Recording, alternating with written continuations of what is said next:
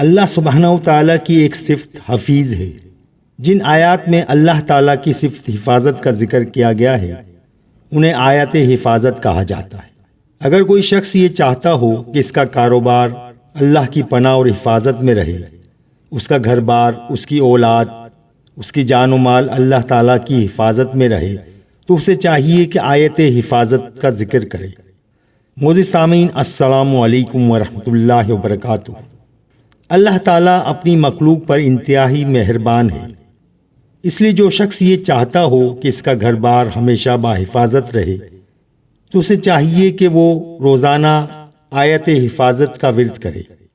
قرآن مجید میں بعض مقامات پر اللہ تعالیٰ نے اپنی صفت حفاظت کا اظہار مختلف انداز میں فرمایا ہے، کیونکہ اللہ تعالیٰ انسان اور اس کے بہت سے کاموں کی حفاظت فرماتا ہے۔ اس لحاظ سے اللہ تعالیٰ کی ایک صفت حفیظ ہے۔ جن آیات میں اللہ تعالیٰ کی صفت حفاظت کا ذکر کیا گیا ہے انہیں آیات حفاظت کہا جاتا ہے، اور ان آیات کا جانی اور مالی حفاظت کے لیے پڑھنا انتہائی اکثیر ثابت ہوتا ہے۔ آیت حفاظت حفاظتی مقاصد کے لیے پڑھی جا سکتی ہے۔ جو شخص آیت حفاظت کو روزانہ سونے سے پہلے 33 مرتبہ پڑھنے کا معمول بنائے گا، اللہ تعالیٰ اسے اپنی پناہ اور حفاظت میں رکھے گا، کیونکہ اللہ تعالیٰ اپنی مخلوق پر انتہائی مہربان ہے۔ اس لیے جو شخص یہ چاہتا ہو کہ اس کا گھر بار ہمیشہ باحفاظت رہے تو اسے چاہیے کہ 11 یوم تک ان آیات کا روزانہ 41 مرتبہ پڑھے، اور پڑھائی کے آخر دن آیات کو ایک کاغذ پر لکھے اور اپنے مکان میں حفاظت کی نیت سے کہیں آویزاں کر دے، تو اللہ تعالیٰ کی رحمت سے اس کا گھر ہمیشہ اللہ کی حفاظت میں رہے گا۔ اور جو شخص سفر پر روانہ ہونے سے پہلے آیات حفاظت کو 7 مرتبہ پڑھے اور دوران سفر بھی انہی آیات کو پڑھتا جائے تو اللہ کی مہربانی سے وہ سفر باحفاظت رہے گا اور بالکل خیریت و عافیت کے ساتھ واپس لوٹے گا۔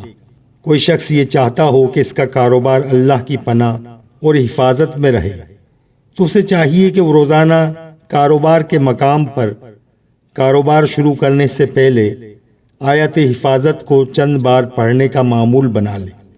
اللہ تعالیٰ کے فضل و کرم سے اس کا کاروبار لوگوں کے حسد سے باحفاظت رہے گا، اور اگر کسی کو ساز و سامان کے گم ہونے یا چوری ہونے کا خدشہ ہو تو اسے چاہیے کہ ان آیات کو کاغذ پر لکھ کر اپنے سامان میں رکھ دے۔ اللہ کی مہربانی سے سامان باحفاظت منزل مقصود تک پہنچ جائے گا اور اس کی چوری ہونے کا خدشہ نہ ہوگا۔ آیت حفاظت آپ لوگوں سے شیئر کر رہا ہوں۔ بسم اللہ الرحمن الرحیم، سورہ بقرہ کی آیت ہے، وَلَا يَعُودُهُ حِفْظُهُمَا وَهُوَ الْعَلِيُّ الْعَظِيمُ۔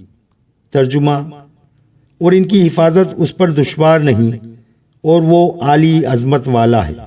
وَلَا يَعُودُهُ حِفْظُهُمَا وَهُوَ الْعَلِيُّ الْعَظِيمُ۔ تو پیارے دوستو، اس آیت کا آپ ذکر کریں، انشاءاللہ تعالی اللہ تعالیٰ کی حفظ و امان میں رہیں گے۔ آپ اپنی جان، مال، گھر بار، کاروبار اللہ تعالیٰ کے سپرد کر دیں۔ ان آیات کا ورد کرنے سے اللہ تعالیٰ اپنی حفظ و امان میں رکھے گا۔